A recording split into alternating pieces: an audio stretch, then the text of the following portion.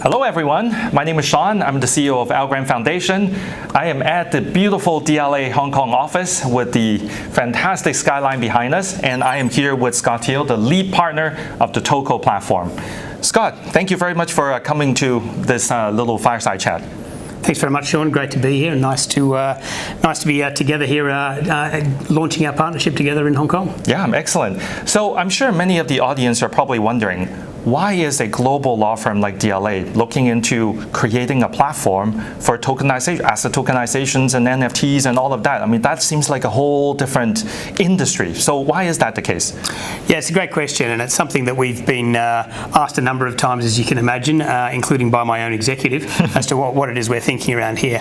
At its core, what we're trying to do here is become part of an ecosystem for the creation of digital assets, really fundamentally change the way that the financial systems are operating, to support inclusiveness, to create the ability for asset owners to create brand new products, to engage with different types of investor classes, and by using this technology to facilitate the creation of those products and the fractionalizations of those interests, we see a really interesting opportunity to do that. Why a law firm? Well, at its core, this is a really complex area of compliance. These assets, depending on how they're structured, can be regulated securities, regulated collective investment schemes, or in the case of some NFTs, maybe not regulated at all, but it's really important to get that legal structuring together. So it's something that we've identified there is a need for a technology component to this solution combined with a legal solution that has an intrinsic understanding of the underlying technology. So really that's where the ideas come from. And I believe this is the first of its type. I mean, there are many NFT marketplaces out there, but most of them are really just focusing on the notion of creating an NFT and trading, right? So thereby, some would almost argue this is almost a speculative market at the moment, but you're really focusing on the fundamental core of tying these assets together, using the base blockchain technologies, and really looking at legitimizing a lot of these assets that you're working on the TOKO platform. I think that is right. I mean, we've obviously been involved in some NFT projects and some other projects where they are unregulated, and even some projects that are, I guess you would say, fairly speculative in terms of their return. And of course, we see a lot of volatility in cryptocurrency markets. We've also, I think we're going to start seeing volatility in some of the other unregulated asset markets, where we've really built TOKO and designed it for the connection between the use of this technology, and cryptocurrencies has been a fantastic testing ground for the use of blockchain and DLT technologies, and the efficiencies that can be brought to bear in terms of buying, selling, trading and using these tokens, but then linking them to real world assets. So bringing that technology efficiency now to well-known asset classes, whether that's real estate or mining rights or intellectual property portfolios. We're working on a range of projects, and the tokens in those interests look very much like the types of investments that you might have made in the old world, but now we're leveraging the use of the technology to actually bring the sorts of efficiencies we see in, say, a crypto exchange versus a stock exchange to bear on these real-world assets. Excellent. And I want the audience to also realize TOKO isn't a Hong Kong platform. You're launching this globally, right? So you're working with partners and clients all around the world on various different assets that kind of fit the DNA of what the platform is really aiming for, and also obviously the capability of what your team are providing behind the scene. Yeah, absolutely. I mean, one of the benefits of doing this within, a DLA Piper is I'm sitting within a global law firm, so we have the requisite legal expertise, whether they're corporate lawyers, finance lawyers, securities lawyers in all of the key markets around the world. So that's a unique advantage to building a tokenization platform, linked to a global law firm with that capability. But you're absolutely right that this is a global solution. The TOKO Hong Kong entity is probably the headquarters, if you like, for the TOKO platform, because I'm here. Many of the team are here, and we're obviously doing a lot of the development and leading the initiative from here. But actually, we've got personnel and indeed partners that are involved in multiple jurisdictions in the UK, in Europe, in Korea, in the US, in Australia, and New Zealand. So actually, it is a global team even working on the project.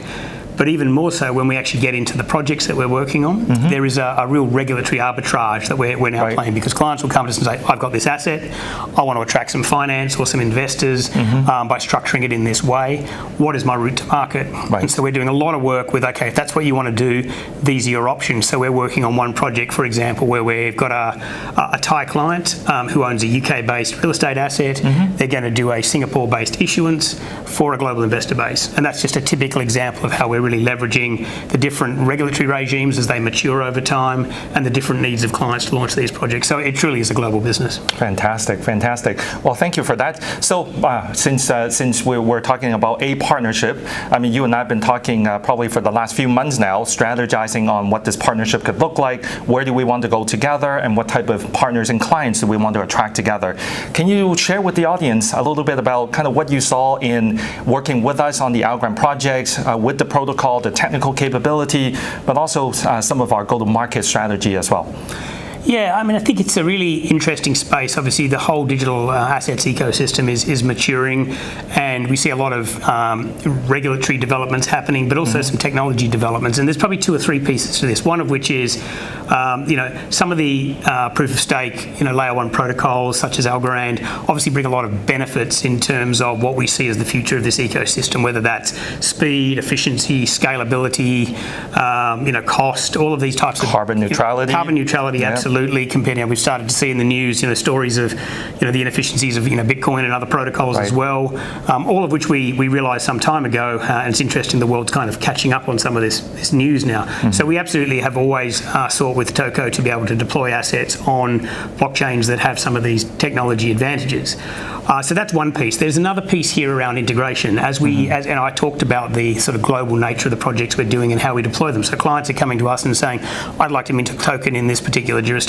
I'd like to list that token on this particular exchange in that jurisdiction. And then when we look at that exchange, they may have already integrated the Algorand ASA token standard. So for us to be able to say, well, I'm sorry, we can't help you because our token engine doesn't create that token standard, would obviously be a problem. So there's a real need for us to be, have the integration capabilities that we can meet demands for our clients, and also to be able to interact with partners that you're obviously already working with as well. So there's that technology integration piece that I think is going to be key. And then I think the other piece around this is some of the endeavours in terms of those projects that you and some of the people you're talking to about launching projects on your protocol. Which are the types of projects they're going to naturally find a home on the Algorand protocol. I know you have a keen interest in ESG type projects. Absolutely. Carbon neutrality projects. We were chatting before this session about some of the projects that you're also seeing, and I think that is what we're going to see is different types of, maybe different asset classes or different types of projects do find homes maybe on different protocols that are prioritising certain things. Now, from a DLA Piper perspective, we've got a huge focus on ESG, SESG. We've got a very strong team, particularly out of our UK business, that's working on these types of projects. So to be able to combine that expertise with our traditional legal knowledge with the tokenisation of those types of assets really makes a lot of sense in terms of working with Algorand as well. Excellent. Thank you so much. Sustainability is obviously the responsibility for all of us. So even though we're in the blockchain and crypto space, that is certainly a very main focus area around how we're building our ecosystem and how we're working with our partners as well. So with that, I'd like to thank you for your time today, Scott. Thanks, really excited about the partnership, and I look forward to many months and years of productive projects together. Thank you very much. Thanks, Sean. Speak soon. Take care. Bye.